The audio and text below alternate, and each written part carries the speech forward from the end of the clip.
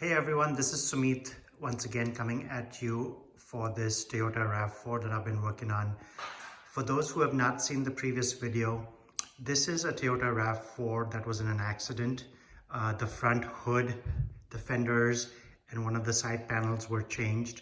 So this came back to me yesterday and my job was to wash it, clay it, polish it, and match the color from the front, the panels that were replaced and repainted, to the rest of the car.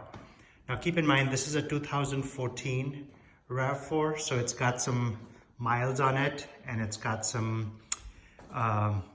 winter conditions and dirt and grime on it. So my job here was a little, what I thought was pretty straightforward.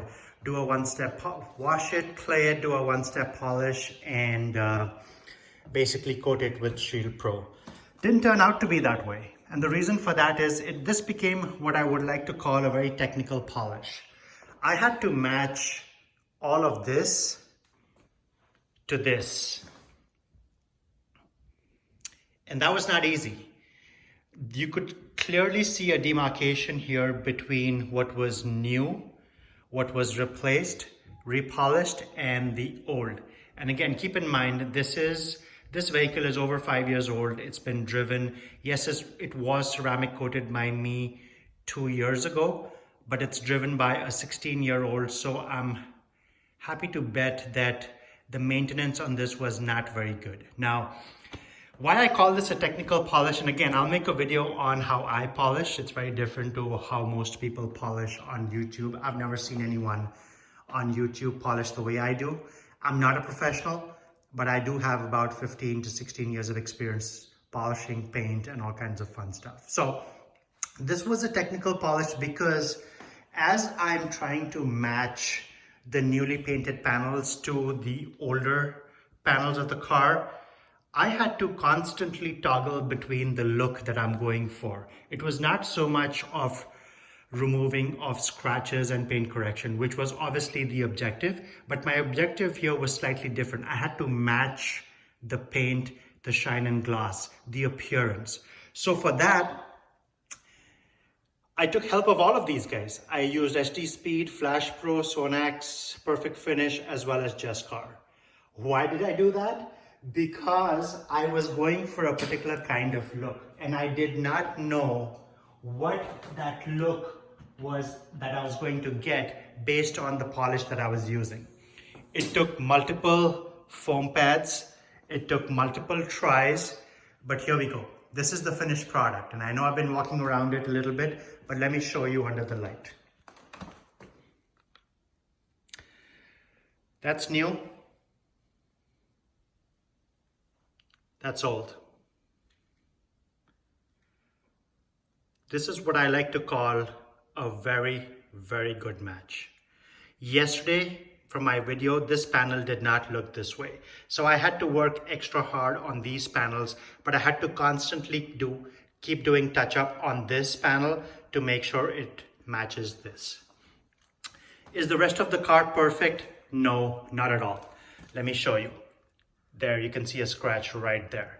I'm not going to go beyond what I've already done, because if I take the light out and I'm going to put Shield Pro on it, I don't think that's going to bother anybody. But you can see it right there. Let me show you another scratch. There you see it. Again, under the light, you can see that scratch. Am I going to continue to go after this? Absolutely not. I take the light away, you can still see the scratch, but I can live with that. I change the angle and I'm good, right? Scott made a great video in which he spoke about not taking out too much of clear coat and protecting that.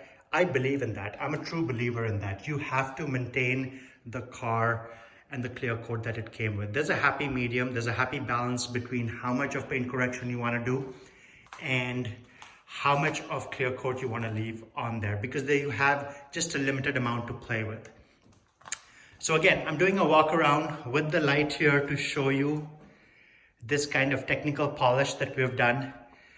Is this car perfect 100%? Absolutely not.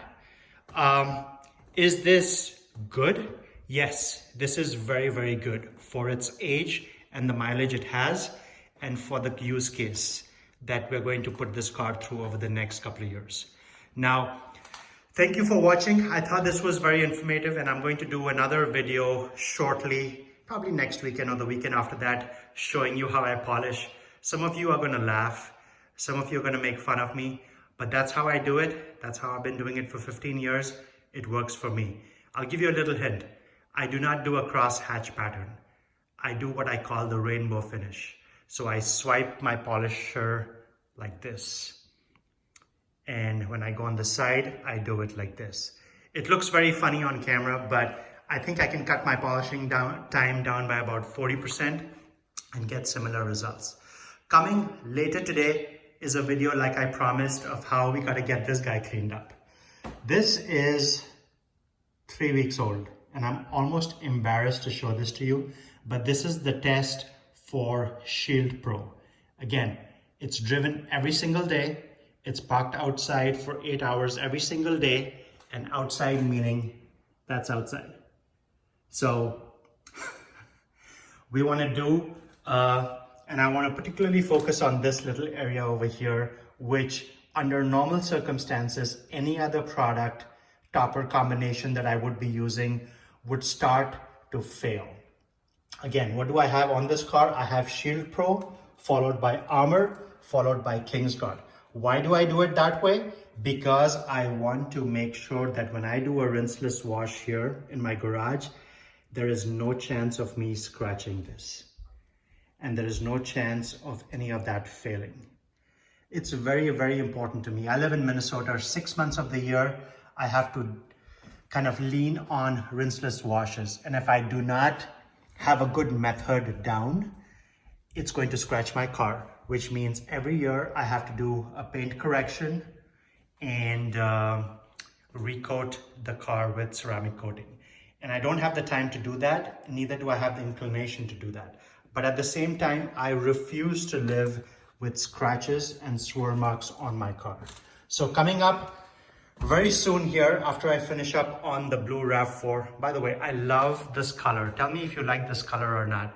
This color, I believe Toyota told me that they only had this color running for 1 year.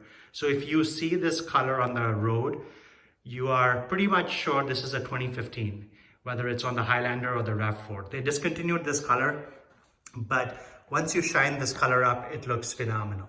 So thank you so much for watching. And again, if you haven't watched my previous video on does insurance cover ceramic coating or not, you must watch that. There's a good amount of information there that you might like. Thank you. Bye-bye.